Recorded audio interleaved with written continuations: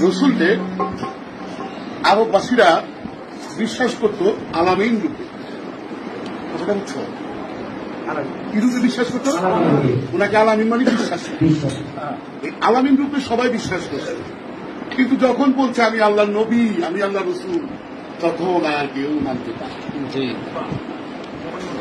রাসূল পাক সাল্লাল্লাহু আলাইহি ওয়াসাল্লামকে আলামিন রূপে মানছে, বিশ্বাসী রূপে মানছে, কিন্তু উনি যে আল্লাহ নবী, উনি যে আল্লাহ রসুল, এইটা মানতে পারে।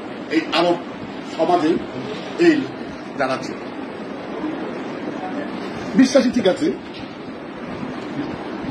বিশ্বাসী ঠিক আছে, কিন্তু বাবা তাকে কিন্তু নবী এবং আল্লাহ নবী, আল্লাহ রসুল, আল্লাহ বলতেছে আমার নবী, আল্লাহ বলতেছে আমার নবী, তোমাকে না, মানুষের না, তোমরা নয়, তোমাকে এখন আমার।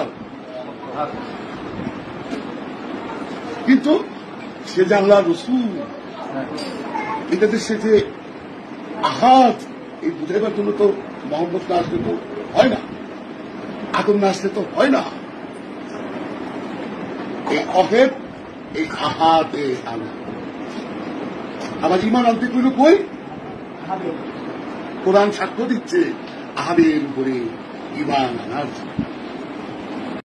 কাফের হইয়া মইল, মুনাফিক হইয়া মইল।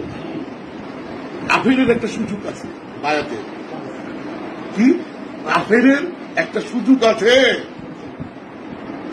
বায়াত পাবা, কিন্তু মুনাফিক और और देखा बाया तो ही उठे और तो दीदी कोई दीदी से सुना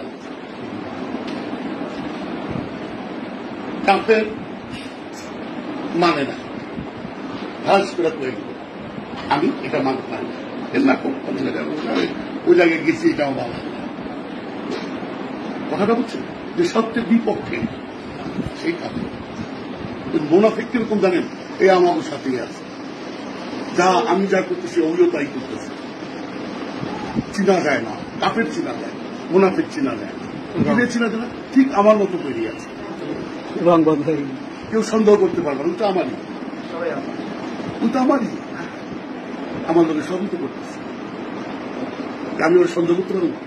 সন্দেহ করুন কারে যে আমার মতো করে পরে না দেখে ওদের সন্দেহ করতে পারে, ঠিক বিষয়টা এরকম না, অনেকের সন্দেহ করুন যায়, ওইটাই মুনাফিক। প্রত্যেকটা সাবধান, কথাটা বুঝছো? মুনাফিকের কোন সুযোগ আর না, কিন্তু কাফেরের সুযোগ আছে।